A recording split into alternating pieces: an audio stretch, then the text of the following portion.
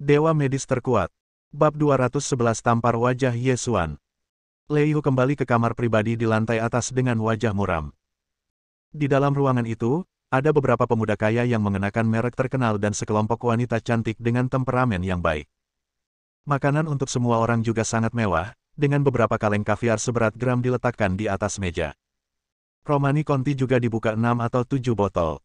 Dapat dibayangkan bahwa orang-orang yang duduk di ruangan ini semuanya sangat cakap. Setelah melihat Lei Hu kembali dengan wajah muram, salah satu pemuda kaya tidak bisa menahan cemberut. "Bos Lei, apa yang terjadi? Mengapa wajahmu memar dan bengkak, dan mengapa ada begitu banyak luka?" "Berhenti bicara. Sialan. Aku sangat tidak beruntung saat keluar hari ini. Aku menabrak seorang bajingan dan dia memukulku." "Oh, apa yang terjadi?" Wajah semua orang tiba-tiba tampak sedikit jelek. Sebagai anggota kelas atas, merupakan suatu penghinaan besar bagi rekan-rekan mereka untuk dipukuli. "Sialan. Aku baru saja melihat seorang selebritas kecil dari kundimu di lantai bawah, namanya Qin Yui. Aku tidak menyangka ada seorang pria di sampingnya, dan dia benar-benar memukulku." Qin Yui. Salah satu pemuda kaya itu membacakan nama itu dan bertanya. "Bos Lei, orang yang memukulmu tidak mungkin orang yang bernama Ye Xuan, kan?" "Ya, ya, ya. Itu dia, itu dia. Bagaimana kau tahu?" Lei Hu sedikit bingung, dan pemuda kaya itu tersenyum dan menjelaskan. "Saya telah mendengar bahwa Ye Xuan dari grup Ye sedang mengejar Qin Yui. Selain itu, Ye Xuan telah berlatih karate, jadi dialah yang seharusnya dapat mengalahkanmu." "Omong kosong. Kalau saja aku tidak mabuk dan ditipu oleh orang itu, aku tidak akan dipukuli olehnya."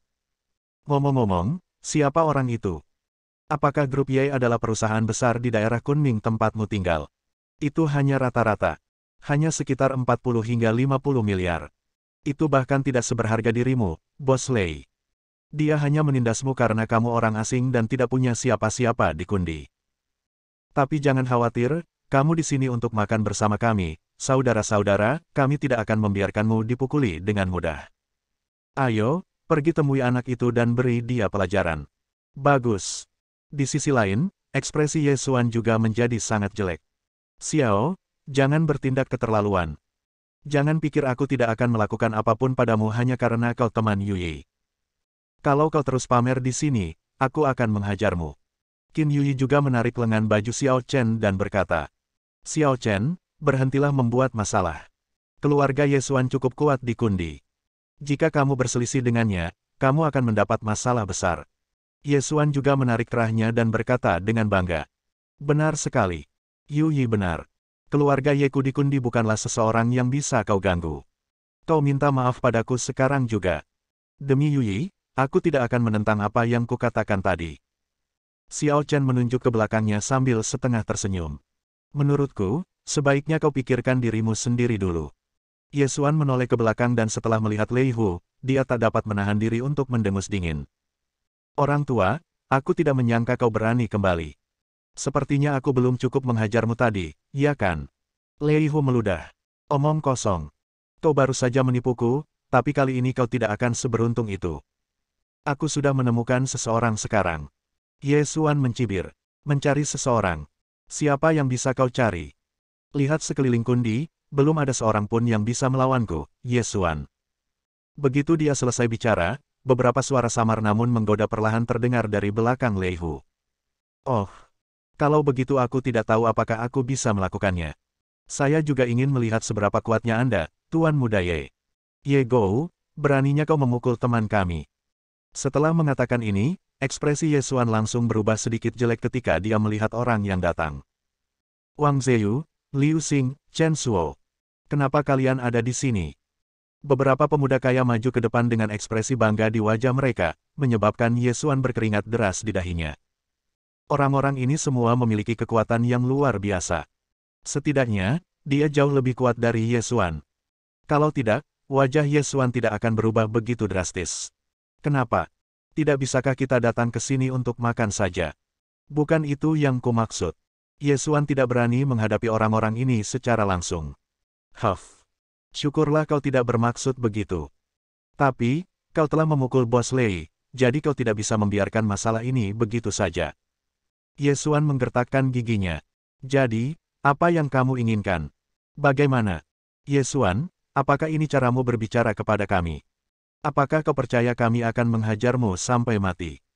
Setelah berkata demikian, salah seorang di antara mereka melangkah maju dan menamparkan Ye Xuan dengan keras. Wajah Ye Xuan memerah. Jangan pergi terlalu jauh, teman-teman. Dia lemah dan berpura-pura tenang, tetapi orang lain mengabaikannya. Sebaliknya, lebih banyak orang datang dan menamparkan wajahnya. Kau hebat sekali. Kau hebat sekali. Kau hanyalah tuan muda keluarga Ye, tapi kau seperti anjing di hadapan kami. Beraninya kau bersikap sombong. Hal ini membuat Ye Xuan sangat marah hingga dia hampir pingsan. Ditampar mukanya oleh seseorang di depan wanita yang ingin kamu kejar itu sangat menyakitkan. Khususnya, ada Xiao Chen di antara kerumunan ini. Xiao Chen, seorang pria yang bahkan dia sendiri memandang rendah. Dasar pecundang, bahkan melihatnya ditampar wajahnya. Ini sungguh tak tertahankan. Kalian, sudah cukup. Jangan bertindak berlebihan. Meskipun keluarga Ye kita tidak sebaik kalian, kita tetaplah keluarga terpandang di Kundi. Kalian tidak memperlakukanku sebagai manusia. Jika ayahku benar-benar ingin mencari orang dewasa di keluarga kalian, aku khawatir kalian tidak akan mendapatkan akhir yang baik, kan? Oh, anak ini punya sifat pemarah yang kuat. Dia benar-benar ingin mengancam kita. Wanita jalang, sepertinya IQ-mu terkikis karena bertahun-tahun menjadi anak orang kaya generasi kedua. Kau belum melihat dengan jelas perbedaan antara dirimu dan kami, kan? Oke, telepon ayahmu dan dengarkan apa katanya. Kamu memaksaku melakukan ini. Ye Xuan segera mengeluarkan ponselnya dan menelepon ayahnya. Tak lama kemudian, teleponnya dijawab, dan dia langsung berkata, "Ayah, aku bertemu Wang Zheyu dari keluarga Wang, Liu Xing dari keluarga Liu, dan Chen Suo dari keluarga Chen. Mereka benar-benar menamparkan wajahku karena seorang pria kaya yang lari dari Jiandong. Ayah, ayah harus bertanggung jawab atas semua ini. Mereka membuatku kehilangan muka dan bahkan mempermalukan keluarga Ye." Akan tetapi, yang tidak disangka-sangka ialah saat baru saja dia selesai bicara, terdengar suara gemuruh dari ujung telepon. "Tuanku, Ye Xuan, dasar bajingan, apa kau sudah gila? Kau ingin mati? Jangan bawa aku bersamamu, dan jangan libatkan keluarga Ye kami. Tuan Muda Wang dan Tuan Muda Liu, apa kalian pikir kalian bisa menyinggung mereka? Aku tidak peduli metode apa yang kalian gunakan, kalian harus membuat mereka senang, kalau tidak, aku akan berlari dan mencincang kalian sampai mati sebentar lagi." Bab 212 wanita ini tidak bisa digerakkan. Ye Xuan benar-benar tercengang oleh kata-kata ayah Ye. Wang Zheyu, Liu Xing dan yang lainnya di sisi berlawanan menatapnya dengan jijik. "Bagaimana? Tuan Ye, Anda hebat. Bukankah Anda hebat? Mengapa Anda tidak hebat lagi? Ya, minta ayahmu untuk menelepon ayah kami dan mengadu. Kita sudah sepakat soal ini, bagaimana mungkin kita menyerah?" Suara ejekan dari orang banyak membuat wajah Ye Xuan memerah. Aku. Dia menggumamkan kata, "aku," beberapa kali, tetapi pada akhirnya, dia tidak mengatakan apapun. Chen Suo melangkah maju dan menendangnya, menjatuhkannya ke tanah. "Sialan! Kamu nggak tahu diri. Beraninya kamu teriak-teriak ke kita. Kamu gila. Kamu mau aku kencing. Biar kamu bisa lihat diri kamu sendiri." Wajah Ye Xuan sangat jelek, tetapi dia bahkan tidak berani kentut. "Ayah saya menjelaskannya dengan sangat jelas di telepon tadi. Kalau aku tidak bisa membahagiakan mereka, ayahku pasti akan memukuliku sampai mati. Tentu saja, menyiksa diri sendiri sampai mati adalah masalah kecil. Tetapi jika ayahku tidak bersedia membagi harta denganku dan mengeluarkan aku dari keluarga Ye, maka tamatlah riwayatku. Oleh karena itu, meskipun dia sekarang sangat terhina, dia tidak berani melawan sama sekali." Setelah mengalahkan Ye Xuan, Chen Suo berbalik, melirik Lei Hu, dan tertawa. "Bos Lei, bagaimana? Apakah kamu puas? Jika kamu tidak merasa lega, mari kita hajar dia lagi." Bos Lei segera menjawab sambil tersenyum. "Tuan Chen, kalian semua telah melampiaskan kemarahanku secara langsung. Bagaimana mungkin aku tidak puas? Namun, aku masih ingin wanita itu minum beberapa gelas bersamaku." Saat dia berbicara, dia mengalihkan pandangannya ke Qin Yuyi. Wajah Qin Yuyi langsung berubah. Bahkan Ye Xuan bukanlah tandingan tuan muda di depannya, jadi bagaimana mungkin dia bisa melawan mereka? Apakah aku benar-benar harus menemani pria gendut ini hari ini? Maka hidupnya akan berakhir. Kau, aku peringatkan kau. Kau tidak boleh melakukan hal yang gegabah. Aku artis dari perusahaan hiburan Xinghai Kundi. Kau seharusnya tahu siapa orang di balik perusahaan hiburan Xinghai. Yun Liancheng. Dia juga salah satu orang terkaya di Kundi. Jika kau melakukan sesuatu padaku, dia tidak akan pernah melepaskanmu. Qin Yui memaksa dirinya untuk tetap tenang dan mengeluarkan ancaman. Namun begitu dia menyelesaikan kata-katanya, orang-orang di seberang tertawa terbahak-bahak. Hahaha. Hei, kau dengar itu? Dia benar-benar pindah dari Yun Liancheng. Hahaha. Dia mungkin belum tahu. Yun tua adalah lelaki tua dari keluarga Zeyu, yang membesarkannya sendirian. Di depan lelaki tua itu, dia hanyalah seekor anjing. Dia benar-benar menggunakan Yun Liancheng untuk mengancam kita. Hahaha. Aku hampir tertawa. Begitu kata-kata ini keluar, wajah Qin Yui berubah menjadi putus asa. Meskipun dia pernah mendengar bahwa Yun Liancheng memiliki hubungan tertentu dengan keluarga Wang, dia tidak pernah menyangka bahwa hubungan itu akan seperti itu. Selesai. Dia hampir 100% yakin bahwa dia sudah selesai. Tidak seorang pun dapat menyelamatkan dirinya sendiri. Hari ini, hidupnya akan hancur total. Seseorang, bawa Qin Yui pergi dan bawa dia ke atas sehingga dia bisa minum beberapa gelas bersama Bos Lei. Ya. Beberapa anak buah tuan muda segera berdiri dan bersiap menyerang Qin Yui. Tetapi, pada saat ini, Xiao Chen akhirnya berbicara. Kamu tidak dapat menyentuh wanita ini. Ketika kata-kata ini keluar, semua orang tercengang, lalu mencibir. Sial. Sepertinya kita saudara tidak memeriksa almanak sebelum keluar hari ini. Orang-orang buta ini benar-benar datang satu demi satu. Siapa kamu? Beritahu kami namamu agar kami bisa melihatnya. Xiao Chen berkata dengan tenang. Kamu belum memenuhi syarat untuk mengetahui namaku. Lalu mengapa kamu ingin kami tidak menyentuhnya? Xiao Chen meletakkan pisau dan garpu di tangannya, mengangkat kepalanya dan melirik semua orang. Meskipun dia hanya duduk, sorot matanya memberi kesan tekanan yang tak dapat dijelaskan kepada semua orang. Tampaknya sudah cukup memandang rendah segalanya. Hanya karena kau tidak bisa main-main denganku. Apakah jawaban ini baik? Wajah semua orang tidak bisa menahan diri untuk tidak berkedut hebat. Apakah orang ini bodoh? Beraninya dia berbicara kepada mereka seperti itu.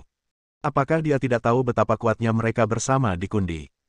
Dapat dikatakan bahwa beberapa dari mereka sudah cukup untuk dengan mudah membuat Xiao Chen menghilang sepenuhnya dari dunia ini tanpa seorang pun menyadarinya. Pada saat ini, Qin Yui segera berbisik dengan cemas di telinga Xiao Chen. Xiao Chen, jangan main-main. Aku tahu kamu melakukan ini untuk kebaikanku sendiri dan ingin membantuku. Namun, mereka bukanlah orang yang bisa kamu ganggu. Mungkin ini hanya nasib burukku hari ini, lupakan saja, aku akan pergi dan minum beberapa gelas dengannya. Xiao Chen meliriknya dengan acuh tak acuh. Kau tahu, jika terus seperti ini, itu tidak akan semudah hanya minum 2 gelas. Qin Yui tidak bisa menahan senyum pahit. Lalu apa lagi yang bisa kulakukan? Kekuatan di belakang mereka terlalu kuat. Aku hanya bintang kecil dan aku tidak mampu menyinggung mereka. Xiao Chen menggelengkan kepalanya sedikit dan mendesah. Dasar bodoh. Hanya karena kamu tidak mampu menyinggung mereka, bukan berarti aku juga tidak mampu menyinggung mereka. Qin Yui menarik napas dalam-dalam dan menjelaskan kepada Xiao Chen lagi. Xiao Chen, kamu tidak mengerti betapa hebatnya mereka. Keluarga Ye Xuan memiliki kekayaan setidaknya 5 miliar, tetapi di hadapan mereka, itu masih bukan apa-apa. Dan bosku, Yun Liancheng, memiliki kekayaan lebih dari 10 miliar. Tetapi mereka masih tidak menganggapnya serius.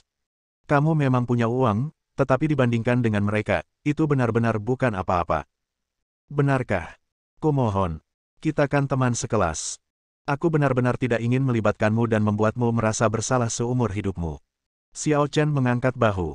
Maaf, aku tidak tahan melihat orang lain menindas teman sekelasku yang dulu. Aku tidak bisa melakukan hal pengecut seperti itu. Xiao Chen, Qin Yui sangat tersentuh.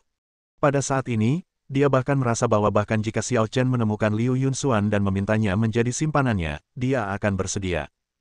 Ye Xuan yang terjatuh di bawah meja dan tidak berani berdiri, mencibir diam-diam. Dasar sok penting. Kau pikir kau siapa? Kau mau berurusan dengan tuan muda Kundi yang bahkan tidak bisa kuhadapi. Jangan mempermalukan dirimu sendiri. Kau bahkan tidak pantas membawa sepatu mereka. Kau masih mau berperan sebagai pahlawan dan menyelamatkan gadis yang dalam kesulitan. Kurasa kau akan dipukuli sampai mati dan dibuang ke jalan untuk dimakan anjing. Tetapi jika dipikir-pikir lagi, sebenarnya dia merasa jauh lebih bahagia di dalam. Lagi pula, dia sudah lama tidak menyukai Xiao Chen. Apalagi dia dipukuli hari ini. Jika tidak ada orang bersamanya dan ia tetap dipukuli, akan sulit baginya untuk merasa seimbang. Bersambung.